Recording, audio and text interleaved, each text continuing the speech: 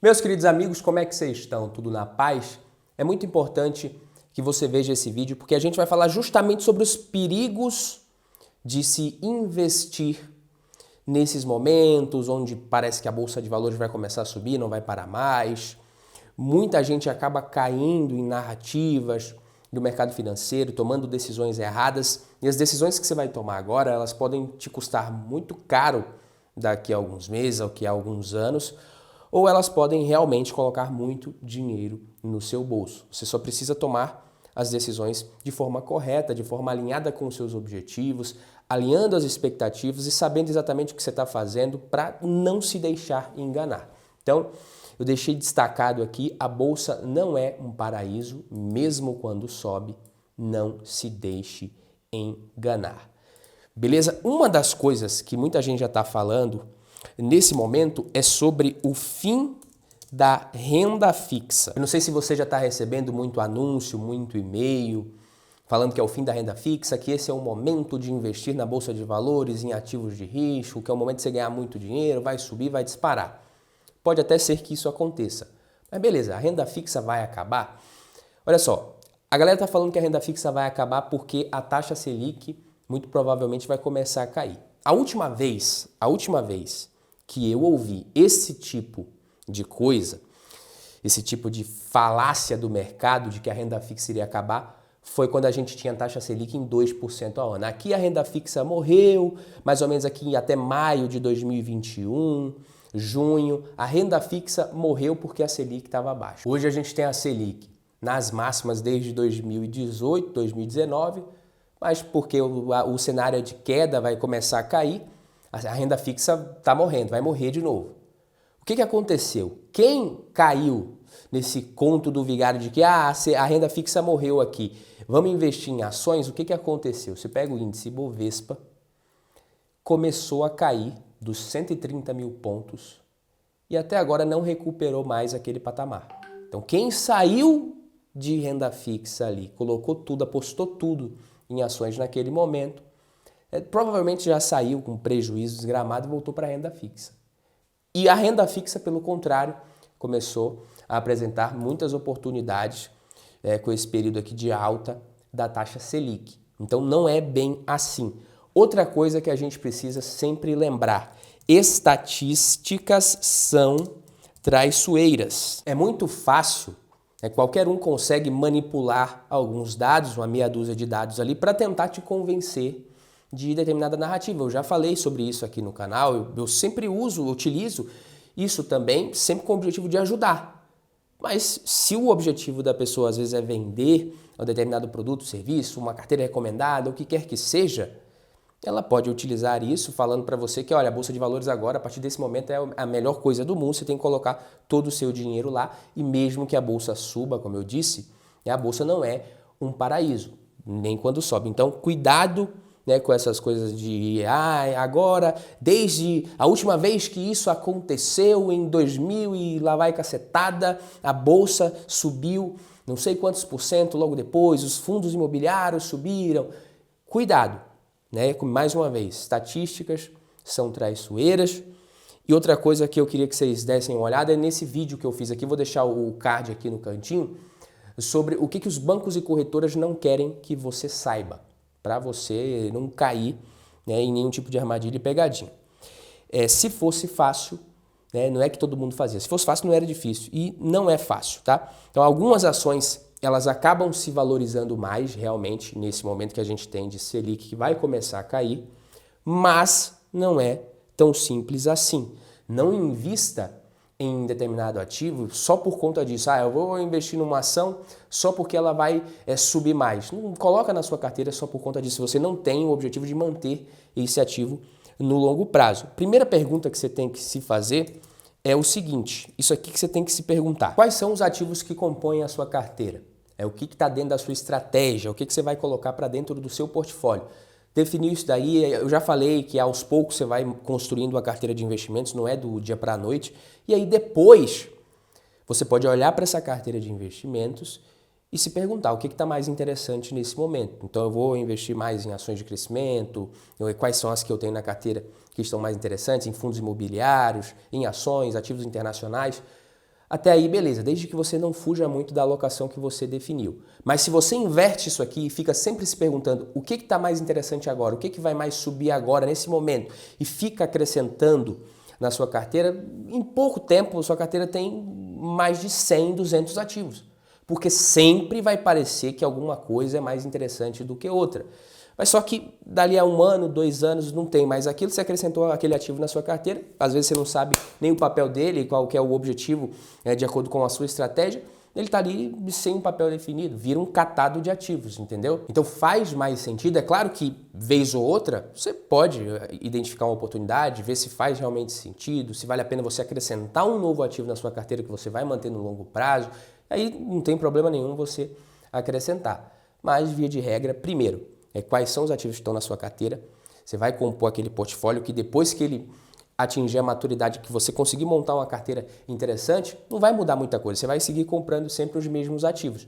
Desses ativos, aí sim você pode ver o que está mais interessante no momento. Às vezes turbinar um pouquinho mais o aporte naquele ou naquele outro ativo. Isso eu acho válido. Ficar procurando o que vai explodir, o que está mais interessante agora. Não, por exemplo, Tenda, eu falei no vídeo de ontem, é uma ação que pode subir bastante. Eu não vou colocar na minha carteira porque eu não tenho interesse de manter esse ativo no longo prazo. EZTEC, talvez suba até menos, mas é um ativo que eu tenho na minha carteira. Movida, tá subindo pra caramba. Faz um tempo que eu já venho investindo nas ações, está até na carteira do canal. Tenho carteira. Outras ações que eu não tenho interesse, que vão subir muito também, eu não vou acrescentar só por conta disso. Outra coisa que você precisa saber, se você pretende investir em ações, já investe, a Bolsa Brasileira ela é muito dependente das commodities. Então o índice Bovespa, as commodities, os grandes bancos também têm um peso muito grande ali. Às vezes o índice está subindo, caindo um pouco, está de lado, a sua carteira ela pode estar indo bem. Porque a sua carteira não necessariamente precisa estar tão concentrada em commodities. Se você investe através do índice, aí sim você precisa estar ciente que o desempenho das commodities vai afetar a sua carteira, porque você tem uma concentração nesse índice. Isso não acontece, por exemplo, se você investe no S&P 500, que eles não têm essa concentração específica em um setor, se bem que nos últimos anos, se você pegar de 10 anos para cá, até mais um pouquinho, as Big Techs tiveram um peso muito grande no desempenho da Bolsa de Valores americana. Então, se o seu portfólio, a sua estratégia é investir em fundos imobiliários, ações pagadoras de dividendos, se preocupa com isso e segue firme no que vale a pena para você, no que faz sentido para você. Você não precisa investir em ações de crescimento só porque todo mundo fala que é o que tem mais potencial no longo prazo, nada disso. Segue o que faz mais sentido para você e se preocupe muito mais com o seu portfólio e estratégia, mas tenha uma. Não invista sem estratégia, que é perigoso. Fundos imobiliários subindo muito recentemente. Se a gente pegar aqui o índice de fundos imobiliários, subiu pra caramba nos últimos 12 meses. Fundos de tijolo, principalmente, subindo muito. Alguns fundos que eu invisto, o MOL 11, se a gente pegar no período mais recente, subiu muito. Subiu mais de 12%. Outro fundo imobiliário que eu invisto, HGRU 11, também subiu mais de 20% desde o finalzinho de 2022 para cá, mais ou menos nos últimos 18 meses. Então eu já vinha falando que os fundos imobiliários, talvez a gente tivesse uma janela de oportunidade, principalmente nos fundos de tijolo, há muito tempo. Mais de um ano praticamente que eu falo isso aqui. Só que muitas vezes o investidor ele não quer. Ele quer comparar o dividend yield do fundo com a taxa Selic, que está menor, não vou investir em fundos imobiliários, vou investir em fundos de papel, vou investir na renda fixa. Porque aqui, no final de 2019, começo de 2020, muita gente queria investir em fundos imobiliários. Parecia que aqui que era o momento de investir em fundos imobiliários. Aqui em janeiro de 2020, quando parecia que ia subir até o céu e que não tinha limite. Agora que a gente teve uma correção monstruosa, fundos imobiliários por muito tempo de lado, ali no meio de 2022 parecia que ia se recuperar, depois a Selic também deu sinais de que não ia cair tão cedo, caiu novamente, agora ele está se recuperando mais uma vez, só que você vê que o interesse do investidor por fundos imobiliários diminuiu muito nesse período, que é justamente onde a gente teve uma janela de oportunidades. Então, se você segue a manada, se você fica reagindo, normalmente você não toma boas decisões. Você precisa entender como que o jogo funciona. Algumas ações que eu acho interessante, ações de característica de mais segurança, Engie, uma boa pagadora de dividendos, estava, né, com bons indicadores, ainda está, na minha opinião, se recuperou muito recentemente. A Alupar também, que há muito tempo eu falo que eu acho interessante, nos últimos 12 meses a Alupar subiu mais de 20%, o dividend yield não está tão alto assim. Então quem investe só de olho no dividend yield acaba deixando de aproveitar boas oportunidades na Bolsa de Valores também. VISC11, um fundo imobiliário de shopping, mais de 26,2% de valorização nos últimos 12 meses, ainda pagando um dividend yield até bacana. Então, essa janela, aos poucos, ela vai se fechando, essa janela de oportunidade, de comprar barato, de conseguir adicionar, colocar cada vez mais ativos na sua carteira por um preço mais interessante. Só que, como eu falei, parece que é quando o negócio está se aproximando das máximas novamente, quando já subiu 10, 20, 30%, é que vai um monte de gente começar a se interessar por isso novamente.